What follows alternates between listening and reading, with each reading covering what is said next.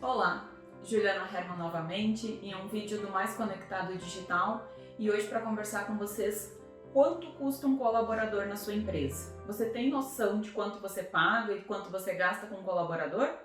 Hoje a gente vai detalhar isso, fica conosco até o final.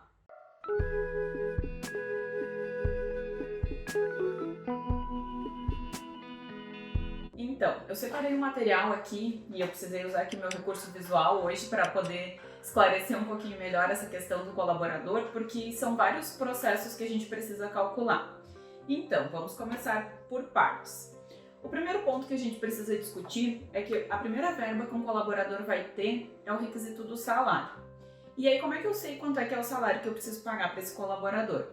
A gente precisa se atentar que cada empresa responde para uma determinada categoria. Então a gente vai precisar olhar lá no dissídio da empresa qual o salário que precisa ser praticado de acordo com a atividade que aquele colaborador exerce.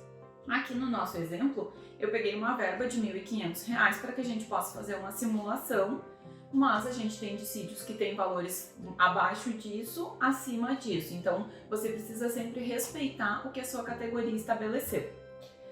Em cima do salário, a gente sempre vai ter mensalmente uma verba que a gente vai pagar a título de FGTS, que é um percentual de 8%. Então aqui no nosso simulado esse valor vai dar R$ 120. Além disso, mensalmente o colaborador ele acaba tendo direito a 1/12 de 13º salário. Então se a gente for colocar isso percentualmente, vai dar 8,33, o que significa R$ 124,95 por mês. Ele também vai ter direito a 1/12 de férias cada mês que ele tiver prestado trabalho para sua empresa. Então, novamente, mesmo percentual, mesmo valor. E sobre as férias, todos os colaboradores têm direito a 1/3, que é aqueles 33% ou adicional de férias.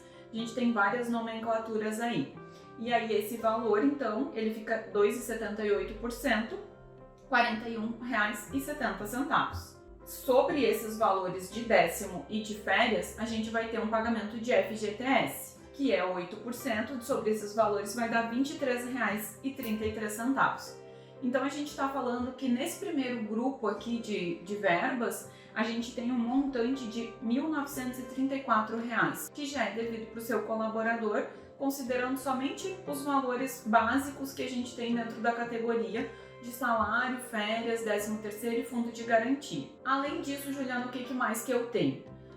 A gente precisa se preparar porque pode acontecer de tu ter que desligar um colaborador, não necessariamente porque tu contratou e que vai ser a pessoa que realmente vai fazer a diferença na sua empresa. Então você já precisa considerar que se você desligar um colaborador, você tem vários custos envolvidos nesse processo. Então eu separei aqui um grupo de categoria de contas para você já ter a provisão mensal de quanto custaria se você fosse desligar esse colaborador. Então a gente está falando aí que se você desligar o colaborador, ele vai ter 30 dias de aviso indenizado.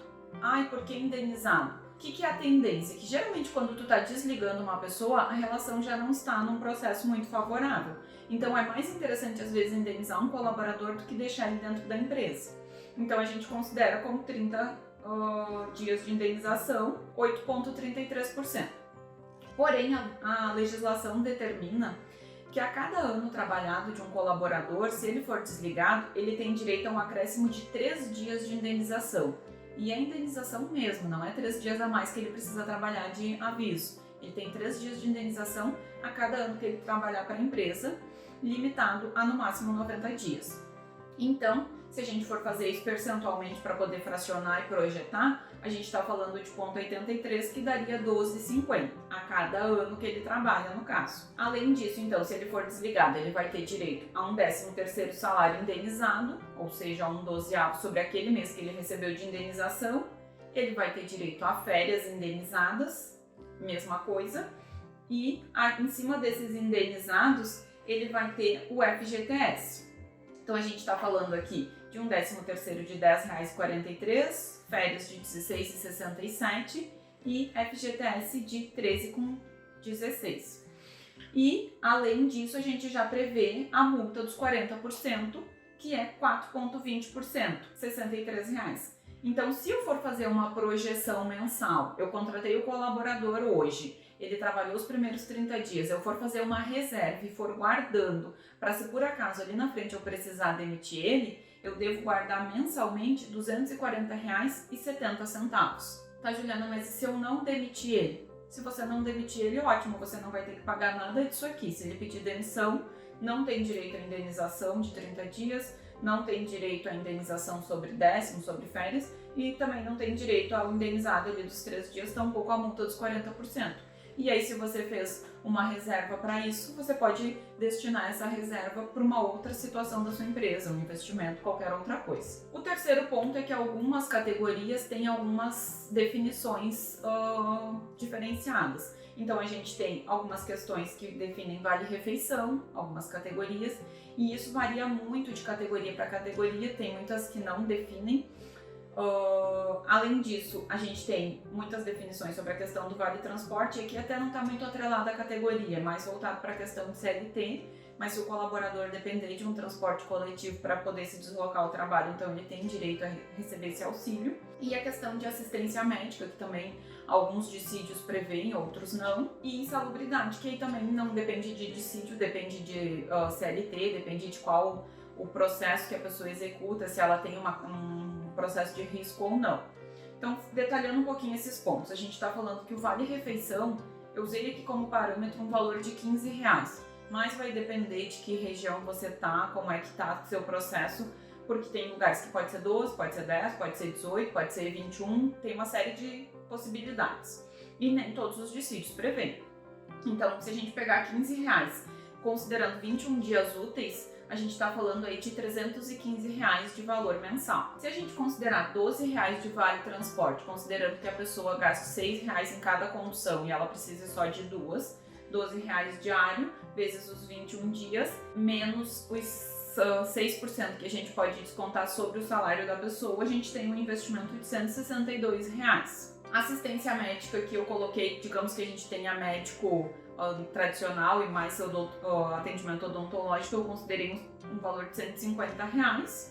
E a insalubridade, então, eu coloquei a categoria básica de 20% sobre o valor do salário da pessoa, R$300.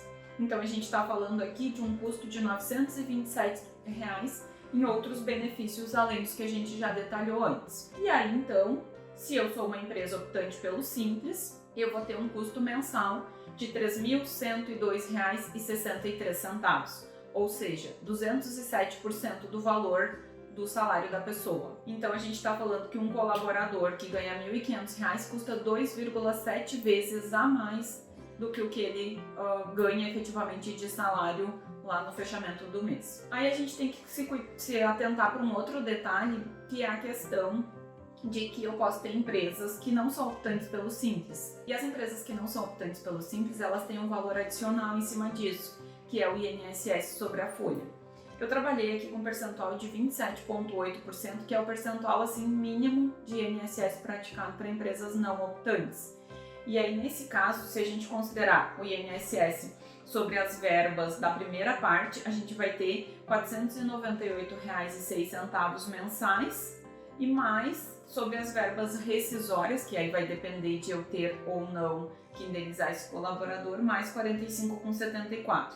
Então a gente está falando aí de um montante de R$ 543,81. Ou seja, um colaborador que pertence para uma empresa que não é optante pelo Simples custa R$ 3.646,43.